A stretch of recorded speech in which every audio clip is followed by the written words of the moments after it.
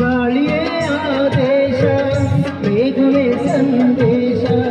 ಪ್ರೇಮಕ್ಕೆ ಸಂಕೇತ ಹೊಂಬಣ್ಣದ ಆಕಾಶ ಋತು ಋತುಗಳ